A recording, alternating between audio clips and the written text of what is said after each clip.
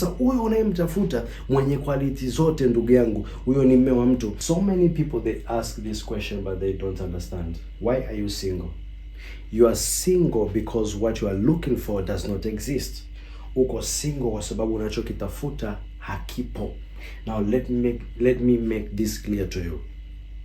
You are looking for a perfect man. You are looking for a perfect woman. A perfect man and a perfect woman does not exist. Unachokitafuta hakipo. Hakuna a perfect man, hakuna a perfect woman. There is no a perfect man, no a perfect woman. Why? Because every time you are looking for a perfect man, every time you are looking for someone in your relationship, hautafuti kitu ambacho kinaendana na kusudi la Mungu kwenye maisha yako. Unatafuta kitu kinachokizi vigezo vya mahitaji yako.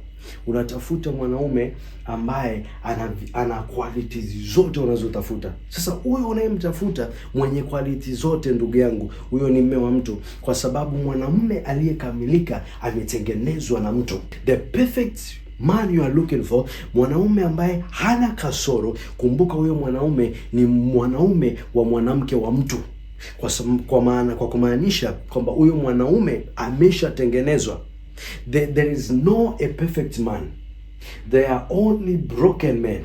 There are confused men. There are people who really need a helper. Kuna wanaume ambao wanahitaji msaidizi. Ndio maana Mungu akatoa msaidizi. Anahitaji mtu wa kubeba maono, anahitaji mtu wa kumwombea, anahitaji mtu wa kumshauri. Sasa wewe unayemtafuta a perfect man, you are wrong. Kwa sababu gani? Kwa sababu the perfection, Mungu anaweka perfection ndani mwako. Aweki perfection kwa mwanaume, anaweka perfection ndani mwako. Aweki perfection kwa mwanamke, anaweka perfection ndani mwako. Mungu anaacha nafasi ya wewe kumtengeneza yule mwanaume sahihi unaomhitaji kwenye maisha yako, ili aweze kuwa mwanaume sahihi. Mungu anamtengeneza mwanaume kwa ajili yako, lakini Mungu anaweka ile perfection, ule ubora unaoutafuta huwa unawekwa ndani mwako. Wewe ndo unaanza kumshughulikia yule. Ndio maana unaposema kwamba Mungu anakupa wa kuendana naye. So kama wewe unataka mtu ambaye yuko perfect,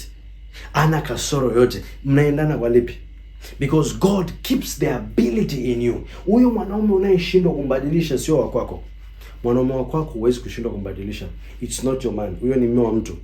So many people they are looking for people, wanatafuta wanaume wa watu waliotengenezwa, ndio unataka uwe nao.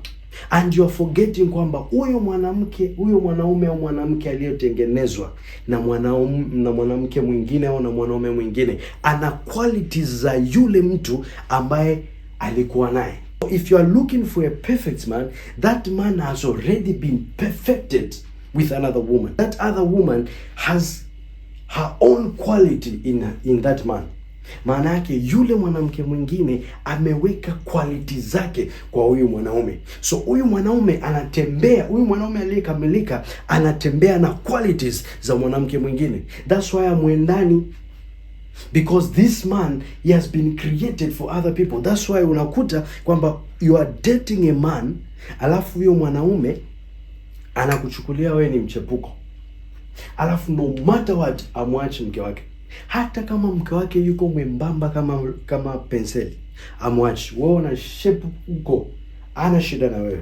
Kwa sababu gani? Kwa sababu character ya yule mwanamke iko ndani mwake, perfection ya yule mwanamke iko ndani mwake. So wewe hakuna chochote unacho add kwenye maisha yake apart from kumchuna tu. So the perfection is within us. Sasa watu wengi hatutaki kutumia ability Mungu alizoweka ndani mwetu kufix ourselves in the relationship. And this goes hand in hand kwa mwanaume na kwa mwanamke. You are looking for a beautiful woman. Unataka mwanamke mwenye shape. Unataka mwanamke hivi. Kila kitu kinatengenezwa. Unataka mwanamke anayeomba. Kila kitu kinatengenezwa. Huyo utakayemkuta mwenye vigezo vyote ni mwanamke wa mwanaume wa mtu, kashatengenezwa na mwanaume mwingine. That's why at the end of the day hamwezi kuelewana, kwa sababu huyo ana DNA ya mtu mwingine. Do you understand what I'm telling you?